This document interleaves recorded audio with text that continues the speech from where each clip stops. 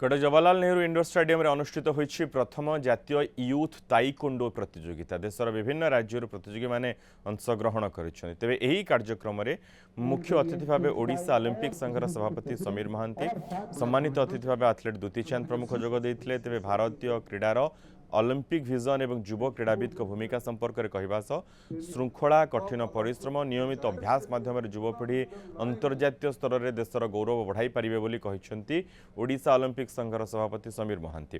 सेपरि क्रीड़ा जीवनर संघर्ष और सफलतार अनुभूति बांटिबा सह युव क्रीड़ाविद को निष्ठा आत्मविश्वास आग को बढ़ा प्रेरणा देता है। ताइकोंडो परी क्रीड़ा माध्यम युवपीढ़ी निज दक्षतार विकास करी भविष्य ओलंपिक रे भारत को प्रतिनिधित्व करेंगे बोली कहिसेंति सुकीर्ति पटनायक।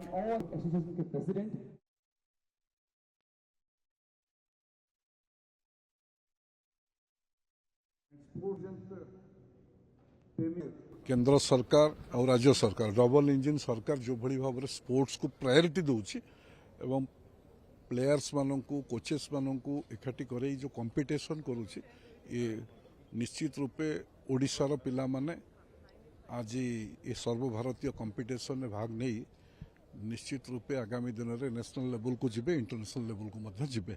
ओडिशा माटी रे मु लास्ट माने जते छोटो थिली 6 इयर्स टेनिस चैंपियन थिली आउ 40 वर्ष पूर्व जहाँ थिला एबे जहाँ हम स्टेट हेची माने स्पोर्ट्स रे हमें बहुत आगु को बढ़ी सारछु। हम संगे दुती चांद मध्ये अछंती, she is the pride of Odisha and आज एते माने छुआ माने जो आसीचंती झियो माने पुओ माने आसीचंती अक्रॉस इंडिया रु आसीचंती तो हमको बहुत गर्वित लागुची कि ओडिशा माटी रे ए भलिया गोटे आयोजन हेची।